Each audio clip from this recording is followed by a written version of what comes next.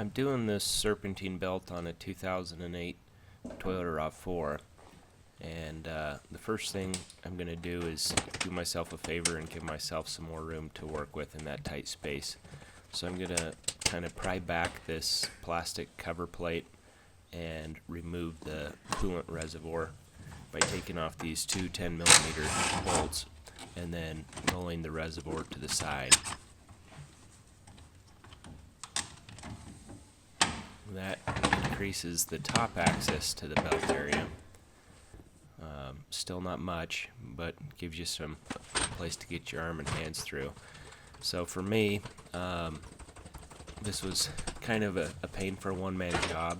I needed to have access to the belt from both the top and the bottom to get it done. And so I'm taking off the wheel, and then I'm taking off one little splash guard so that I could manipulate the belt from the bottom side.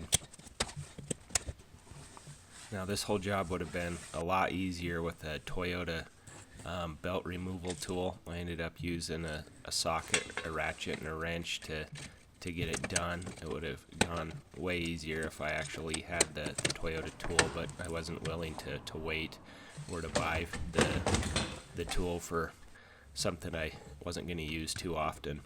So this is the tensioner assembly. This drawing might give you a better idea of what you're looking at. You can see the tensioner and the belt routing here, as well as that 19mm bolt on top of the tensioner that you got to rotate in order to relieve tension on the belt.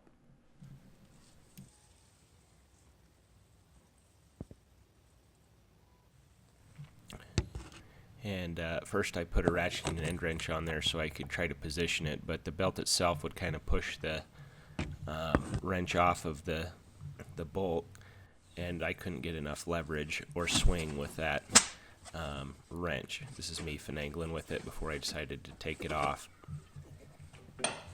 and go with a 19mm socket on the end of a ratchet, and then I'm using another wrench on the end of the ratchet for leverage.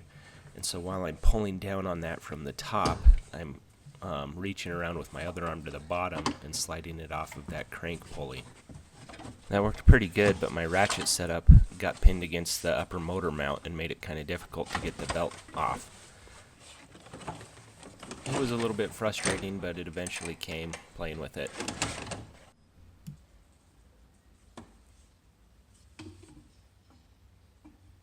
So this is the old belt. It's in really pretty good shape, but it was 10 years old and had 100 and some odd thousand miles on it, and it was for a friend, so I didn't want him to have to do it on the side of the road somewhere. So I'm routing it around everywhere, getting it as close as I can. Here's another look at that belt routing. So I got it where I wanted it. Then I'm reaching around on top, putting the tension on, or relieving the tension on the belt while I work with putting it around the most accessible pulley. It would have been nice if it was a smooth pulley, but it was a grooved pulley, but it was really the most accessible one for me, doing it by myself the way I did it. So then I'm going to put this reservoir back in place, and then I'm going to go start the vehicle up to make sure that it's routing fine without any problems.